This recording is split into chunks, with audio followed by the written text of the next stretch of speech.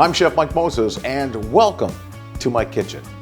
You know, Nova Scotia has a variety of cultures, and on the South Shore, there are the Acadians. And a recipe they have been making for a long, long time, hundreds and hundreds of years, is Rappie Pie. And I'm going to try that for you coming up.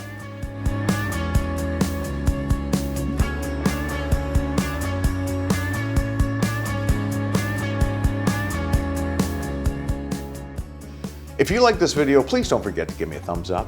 And if you'd like to see more, please click the subscribe button. I post new videos every week right here for you. And if there's something you'd like to see in particular, just leave me a comment. Rappie Pie goes back hundreds of years, and it's a very labor-intensive dish. In fact, it's not something you can whip up in a half an hour for the whole family.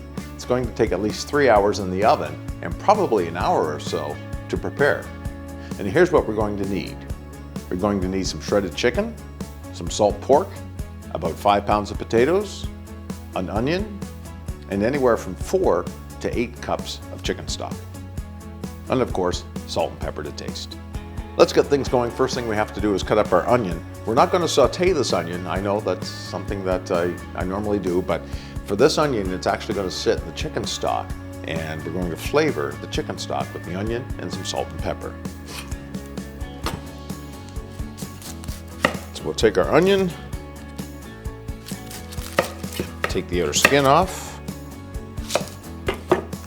I always like to cut them in half and just peel off the outer layer. One onion that's going to go into the chicken stock. We'll put that in our pot. Give your cutting board a good wipe down while you cry, because that's what onions do. And now the fun part, we're going to peel some potatoes. I'm going to use probably 2.5 to 3 pounds of potatoes. I'm not going to make a traditional Rappie Pie that feeds 50, and you need 50 or 60 pounds of potatoes. It's only a couple of us eating this, so we'll scale it down a little. You don't want to see me peeling potatoes for the next 10 or 15 minutes, so we'll just speed this up a little. And once your potatoes are peeled, you should drop them in some water. We want to keep them wet, and it helps prevent oxidation. Now time to separate the potatoes from their liquid, and we'll do that with the juicer.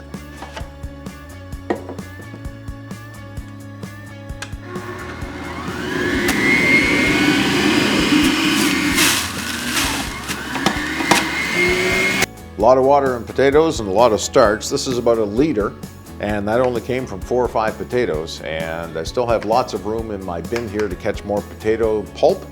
And we'll get rid of this, so remember, 1 liter. We need to keep track of how much liquid we have. Now that we've got our potatoes juiced, I'm going to collect all the leftover pulp that's in your pickup. And you can see it's nice, dry potatoes. We're going to take out the big pieces because there's always the bottom of the potatoes left at the end of the juicer. And for the liquid, we have another ½ liter. So that's 1.5 liters of chicken stock that we have to replace in these potatoes. And while we get that ready and things cleaned up, the best way to prevent your potatoes from oxidizing is to take some plastic wrap, just put it right on top of the potatoes in your canister until you're ready to use them. All right, as I mentioned, we have to replace the liquid from the potatoes, and we're going to do that with chicken stock. And instead of eyeballing it, you want to be precise. I was told never mess around with measurements when you're making Rappie Pie. So we'll take 1.5 liters of chicken stock. We're going to add that to our onions. I'm going to turn that on high because we want our chicken stock to be hot when we add it to the potatoes. Another ½ liter of chicken stock. And that's going to boil away until the onions basically break down. We don't want any onions in our Rappie Pie. We want everything to be a nice, smooth consistency.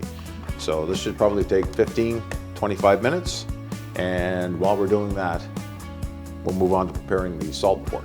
The recipes that I have seen, and some people have told me they use a whole side of salt pork and they render it out into a bacon and they use the fat. All I want is enough pork fat to cover the bottom of my pan. So I'm going to render out probably about 1/4 pound of salt pork.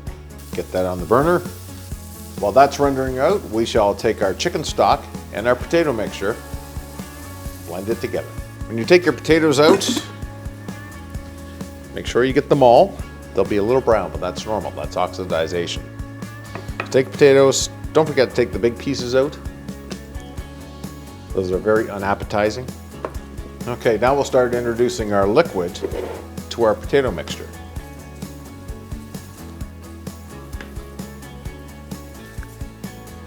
A couple of ladles at a time. Start mixing it around. You'll see the liquid disappears very fast. And you don't want to do this all at once or you're going to end up with dry spots in your potatoes, which is not good. Keep an eye on your pork fat. You don't want it to burn.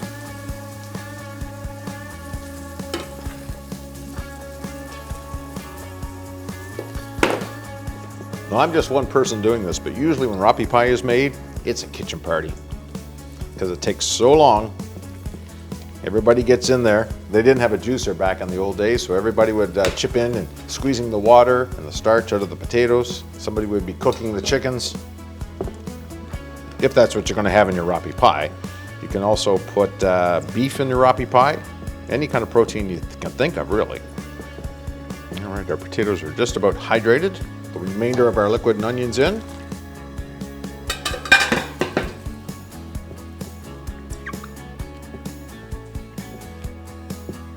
And there we have our potato base for our Rappie pie. Our pork fat has been rendered off. Now we need some chicken. Earlier in the day I took about 4 chicken thighs and I boiled them in water, a little bit of salt and pepper, rendered them down until I could peel the chicken away from the chicken thigh bones, cleaned it off, separated it. Okay, we've got our pot for our Rappie pie and our rendered pork fat. Pour that in the pot, take out the remaining pieces, but leave 1 piece of salt pork on the bottom. More tradition than anything. Now we'll build our pie. Our first layer, about a ½ inch.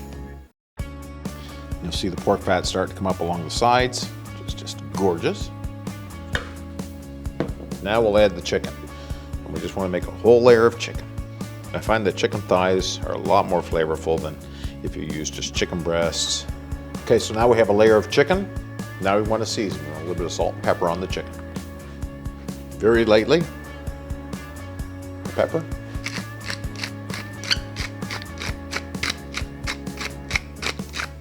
And then we want to cover with the rest of our potatoes.